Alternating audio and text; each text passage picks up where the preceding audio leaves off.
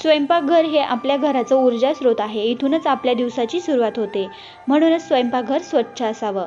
आणि सगळ्यात महत्त्वाचं म्हणजे आपण स्वच्छ होऊनच स्वयंपाकघरात कामाला सुरुवात करावी. म्हणजे आपण आंघोळ केल्यानंतरच स्वयंपाक करावा. आपण आपल्या दिवसाची सुरुवात सुंदर बनवू शकतो फक्त काही चांगल्या सवयी लावून. त्यातून आपले संपूर्ण कुटुंब आनंदी राहू शकते. असं समज आहे की आपल्या स्वयंपाकघरात नेहमी अन्नपूर्णा देवीचा वास असतो. आपण जर स्वयंपाकघर स्वच्छ ठेवलं तर आपल्याला अन्नपूर्णा देवीचा आशीर्वाद मिळतो. कौटुंबिक प्रगती होण्यास मदत मिळते.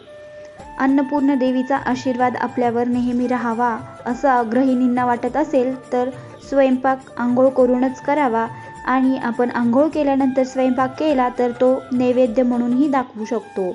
आणि तो दाखवलेला नैवेद्य आपण जेवणात घेतला तर तो आपल्याला प्रसाद म्हणून आपल्याला दररोज ग्रहण करता येतो.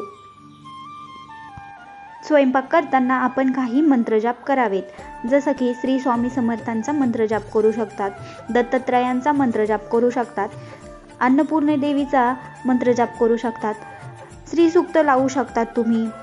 यातून खूप मोठा फायदा बघायला मिळतो आपल्याला.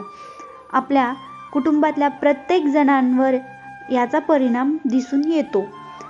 फक्त स्वयंपाकच अशी गोष्ट आहे की आपण समोरच्याचे मन परिवर्तन करू शकतो. यातून स्वयंपाक करताना आपण आपल्या घरातल्या काही समस्या असतील त्याचं निवारण जर आपल्याला पाहिजे असेल तर स्वयंपाक करताना आपण एक प्रार्थना करायची आहे.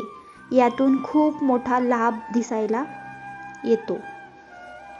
तर आजचा व्हिडिओ मी इथेच थांबवते.